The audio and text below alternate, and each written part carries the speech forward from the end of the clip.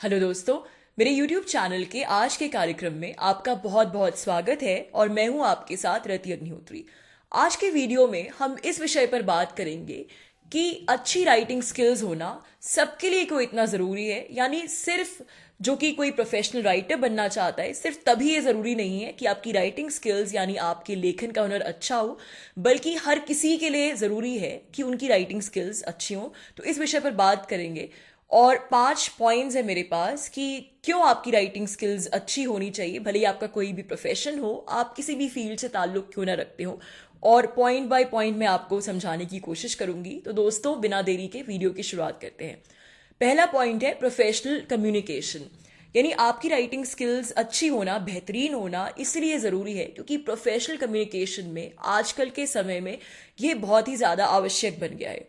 दोस्तों, आप चाहे नौकरी कर रहे हो या बिजनेस कर रहे हो, कोई आपका स्टार्टअप हो, जो भी आपकी फील्ड हो या फिर आप का स्वरोजगार हो, अपना काम कर रहे हो, आप जो भी कम्युनिकेशन करते हैं, ऑफिशियल कम्युनिकेशन आजकल के समय में, इसमें से ज़्यादातर जो है वो लिखित माध्यम से होता है। यानी कि आप ईमेल के माध्यम से या फिर व्हाट्सएप के माध्यम से अपने बॉसेस से, अपने कुलीग से बातचीत करते हैं। जो ऑफिशियल प्रोफेशनल बातचीत होती है, लगातार आपको ईमेल भेजने पड़ते हैं और उन ईमेल्स का टेक्स्ट बनाना पड़ता है, या फिर आप जो मीटिंग्स अटेंड करते हैं अपने काम से संबंधित, उन मीटिंग्स के आपको मिनट्स लिखने पड़ते हैं, नोट्स लिखने पड़ते हैं। इसके अलावा तमाम तरीके की चीज़ें हैं ऑफिशियल कम्युनिकेशन से संबंधित जो कि सिर्फ लिखित रूप में होती हैं। जैसे कि मान लीजिए आपको किसी विषय पर बोलना है, कुछ प्रेजेंटेशन देना है, तो उसके लिए भी आपकी राइटिंग स्किल्स अच्छी होना ज़रूरी है।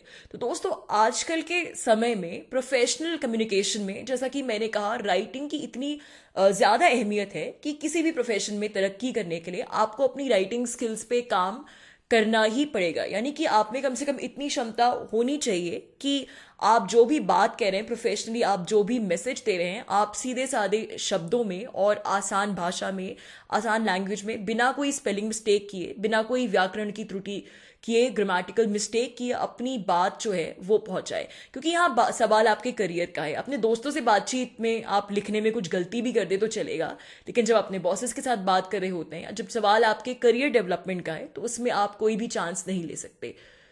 खास करके जब आप जॉब्स के लिए अप्लाई कर रहे होते हैं, जब आप जॉब सर्च के उसमें होते हैं फेज में, तो फिर ये आपकी प्रोफेशनल जो कम्युनिकेशन स्किल्स हैं वो और भी ज़्यादा रिटन कम्युनिकेशन आपके लिए मायने रखता है। क्योंकि तमाम तरीके की आपको एप्लीकेशंस भरनी होती हैं और कवर लेटर लिखना होता है अपने एक्सपीरियंस को लेकर, तजुर्बे को लेकर कि आपने क्या क्या किया है, सब चीज़ों का आपको एक लिखित ब्यौरा देना होता है। और इसके लिए जाहिर सी बात है कि आपकी राइटिंग स्किल्स जो है वो बहुत ही ज़्यादा अच्छी होनी चाहिए। दूसरी वजह जिसके लिए राइटिंग स्किल्स अच्छी होनी बहुत ज़रूरी है वो है पर्सनल एक्सप्रेशन एंड क्रिएटिविटी। तो दोस्तों, प्रोफेशनल लाइफ तो अपनी जगह है, लेकिन हमारी एक निजी जिंदगी भी होती है, हमारा एक निजी जीवन होता है, और इसमें हम दूसरों के साथ कैसे कम्युनिकेट करते हैं, या फिर उससे भी ज़्यादा ज़रूरी अपने खुद के जो विचार हैं, हम उनकी अभिव्यक्ति किस प्रकार से करते हैं। हमारे अंदर बहुत सारी बातें होती है, हम उनको किस प्रकार से अभिव्यक्त करते हैं और किस प्रकार से अपनी रचनात्मकता को हम एक्सप्रेस करते हैं, ये हमारे निजी जीवन के लिए और हमारी पर्सनालिटी डेवलपमेंट के लिए बहुत ज़रूरी है। आप चाहे इस बात पर यकीन करें ना करें, लेकिन यकीन मानिए कि आप जिस प्रकार से लिखते हैं, आपकी जो राइटिंग स्किल्स होती हैं, लोग उसके आधार पर आपको जज ज़रूर करते हैं, आपके सामाजिक जीवन में भी, सोशल लाइफ में भी। तो जैसा कि मैंने कहा, हमारे अंदर बहुत सी बातें चलती हैं और बहुत सी भावनाएं, बहुत से विचार होते हैं, जिसमें से कई नकारात्मक विचार भी होते हैं।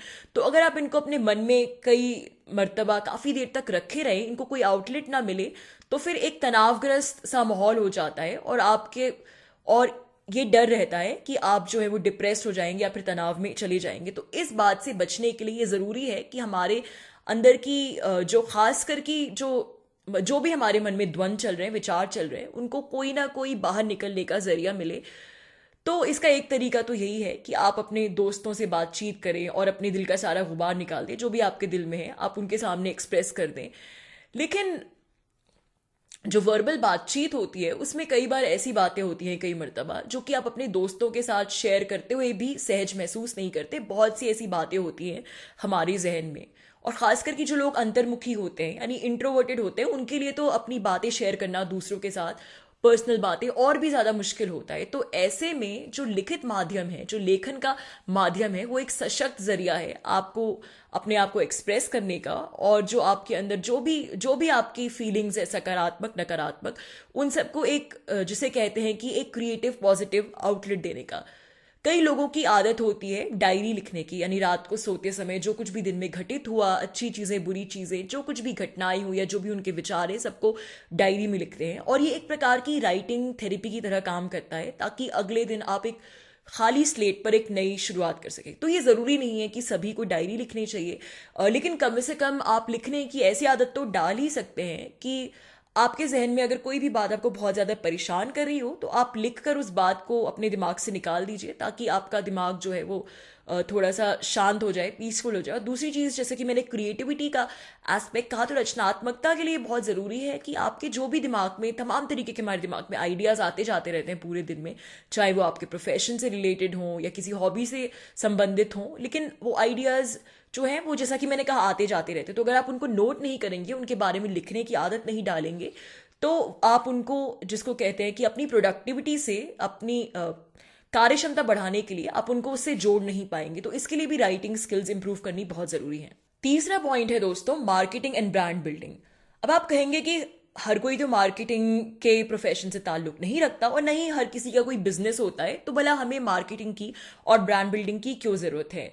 तो आजकल के समय में जो कंपटीशन है वो इतना ज़्यादा आक्रामक हो गया है, इतना ज़्यादा कठिन हो गया है कि आप अगर नौकरी भी कर रहे हैं, भले ही आप किसी भी फील्ड से संबंध रखते हो, आपके लिए ये ज़रूरी है कि आप खुद की मार्केटिंग करें, अपनी खुद की एक ब्रांड बनाएं। क्योंकि जैसा कि मैंने कहा, वो पुराना वाला समय नहीं रहा, पुराना वाला ज़माना नहीं रहा कि आपने बस नौकरी की और अब घर वापस आए और सालों तक एक ही नौकरी करें। कंपटीशन बहुत बढ़ गया है, तो आपको अपने आप को हर समय किसी ना किसी रूप में मार्केट करना पड़ता है, और इसके लिए भी आपकी राइटिंग स्किल्स बहुत ज़रूरी है कि आपकी लेखन की क्षमता जो है वो अच्छी हो, आप उस पर काम करें, मेहनत करें, उसे डेवलप करें। अब अपनी मार्केटिंग करने के लिए हम ज़्यादातर किस मीडियम का इस्तेमाल करते हैं? हम सोशल मीडिया का प्रयोग करते हैं अधिकतर, क्योंकि ये आसानी से हमें उपलब्ध है और इस पर हम मतलब बिना किसी खर्चे के अपना प्रमोशन कर सकते हैं, मार्केटिंग कर सकते हैं। तो इसके लिए आपकी राइटिंग स्किल्स उम्दा होना बहुत ज़रूरी है, क्योंकि भले आप इंस्टाग्राम यूज़ करें या फेसबुक यूज़ करें या कोई भी माध्यम यूज़ करें, आप फोटोज़ के माध्यम से, वीडियोज़ के माध्यम से अपनी स्किल्स को मार्केटिंग करेंगे, लेकिन फिर भी लिखित टेक्स्ट होने की आवश्यकता बिल्कुल बनी रहेगी। कोई ना कोई आप पंच लाइन लिखेंगे या फिर कुछ ना कुछ पोस्ट लिखेंगे अपनी स्किल्स के बारे में लोगों को बताने के लिए। तो आपकी भाषा, आपकी लेखनी कम से कम इतनी सशक्त तो होनी ही चाहिए कि आप अपने हुनर के बारे में, अपनी स्किल्स के बारे में दुनिया को बता पाएं, कम नपे तुले शब्दों में और रोचक भाषा में बता पाएं। क्योंकि जो सोशल मीडिया होता है उसकी राइटिंग डिमांड अलग होती है, आज का समय अलग है। इसकी कोई आवश्यकता नहीं है कि आप बहुत कठिन शब्दों के साथ बिल्कुल निबंध टाइप की भाषा का प्रयोग करें, इस्तेमाल करें, लेकिन ये ज़रूरी है कि आप जो भी लिखें वो संक्षिप्त हो, और दूसरी बात कि रोचक हो, पढ़ने वाले को उसमें दिलचस्पी आए। क्योंकि आजकल के समय में लोग बहुत व्यस्त हैं, तो लोगों का अटेंशन स्पैन बहुत कम है। तो इसलिए अपनी राइटिंग स्किल्स सोशल मीडिया पे अपनी प्रमोशन के लिए, अपनी मार्केटिंग के लिए भी उनका विकास करना बहुत ज़रूरी है। चौथा पॉइंट है इंटरपर्सनल कम्युनिकेशन। यानी अब हम आते हैं आपकी निजी जीवन पर, कि जिस प्रकार से आप अपने दोस्तों से बातचीत करते हैं या फिर सोशल मीडिया के माध्यम से आप नए दोस्त बनाते हैं, अपना सोशल सर्कल जो है बड़ा करते हैं, वाइडन करते हैं, उसके लिए राइटिंग स्किल्स की बहुत अहमियत है। क्योंकि आजकल के समय में लोगों ने एक दूसरे से मिलना जुलना और विचारों का आदान प्रदान करना टेलीफोन के माध्यम से, फिर आमने सामने मिलने जुलने के माध्यम से बंद तो नहीं किया है, लेकिन फिर भी पहले के मुकाबले काफ़ी कम हो गया है। तो लोगों का बहुत सारा समय टेक्स्ट से, चैट करके बात करने में व्यतीत होता है। और जाहिर सी बात है कि जब तक आप एक्सप्रेसिव नहीं होंगे, आपकी राइटिंग स्किल्स इतनी अच्छी नहीं होंगी कि आप अपने बारे में, अपनी दिलचस्पियों के बारे में, अपने विचारों के बारे में, अपनी हॉबीज़ के बारे में ठीक तरह से आप किसी को बता पाएं, कम्युनिकेट कर पाएं, तब तक दूसरा इंसान ठीक से आपको जान समझ नहीं पाएगा। तो खासकर कि जैसा कि मैंने कहा, जब आप नए लोगों से सोशल मीडिया के माध्यम से बातचीत करें, अपने विचार साझा करें, तो ये भी बहुत ज़्यादा ज़रूरी है, क्योंकि वो व्यक्ति आपको पर्सनल तौर पर नहीं जानता। तो जो भी आप जिस प्रकार से उसको लिखोगे मैसेज भेज के, उसी से वो आपके बारे में धारणा बनाएगा। तो इसलिए राइटिंग स्किल्स बहुत ज़्यादा ज़रूरी हो गई हैं। और जहाँ तक पर्सनल फ्रेंडशिप्स का, रिलेशनशिप्स का जो एरिया है, उसके लिए तो और भी ज़्यादा ज़रूरी है। क्योंकि आप जो भी रिटन कम्युनिकेशन कर रहे हैं, मैसेजेस भेज रहे हैं, चैट कर रहे हैं, उसको अगर दूसरे दूसरे व्यक्ति ने उसको मिस इंटरप्रेट कर लिया तो इससे गलत फहमियां क्रिएट होती हैं, जिससे आपके निजी जीवन पर भी नकारात्मक असर पड़ सकता है।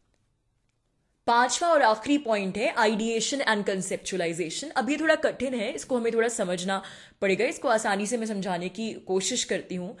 आप चाहे जिस किसी भी प्रोफेशन से संबंध रखते हैं, आप जब भी कोई नई चीज़ पढ़ते हैं या फिर मान लीजिए अपने प्रोफेशन से रिलेटेड आप कोई टॉक अटेंड करते हैं, कोई किसी सेमिनार में जाते हैं, कुछ बातें सुनते हैं, तो उसमें आपको क्या करना होता है? उसमें आपको ये करना होता है कि उसकी जो मुख्य मुख्य केंद्र बिंदुएं हैं, यानी जो मेन पॉइंट्स हैं, वो आप अपने जहन में बिठा लें। यानी जो कुछ भी बातचीत हुई या जो कुछ भी आप पढ़ रहे हैं, उसका एक प्रकार का सार आप अपने दिमाग में बिठा लें और उसके मेन पॉइंट्स जो हैं वो आप अपने जहन में बिठा लें। तो ये करना आसान नहीं होता और इसके लिए आप राइटिंग का सहारा ले सकते हैं, क्योंकि आपकी अगर राइटिंग स्किल्स अच्छी होंगी तो इससे आपकी आइडिएशन की पावर, यानी कि आपकी सोचने समझने की जो क्षमता है और चीज़ों को समझने की, एनालाइज करने की जो क्षमता है, वो लेखन से उसका इजाफा होता है।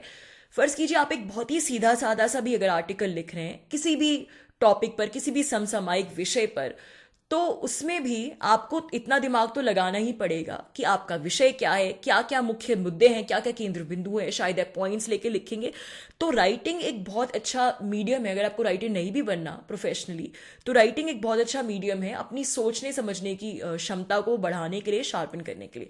तो दोस्तों, ये था आज का वीडियो। जैसा कि मैंने कहा कि आमतौर पर ये मुझे लगा कि ये मिसकंसेप्शन रहता है कि राइटिंग सिर्फ उनके लिए ज़रूरी है, राइटिंग स्किल्स, जो कि प्रोफेशनली राइटर बनना चाहते हैं, लेकिन ऐसा बिल्कुल नहीं है। प्रोफेशनल राइटर बनने की बात एक अलग है, लेकिन रोज़मर्रा के जीवन में आज हम जिसे कहते हैं वर्बल स्पीच से रिटन कम्युनिकेशन पर ये दुनिया आ गई है और बहुत से काम हमारे रिटन कम्युनिकेशन के माध्यम से होते हैं।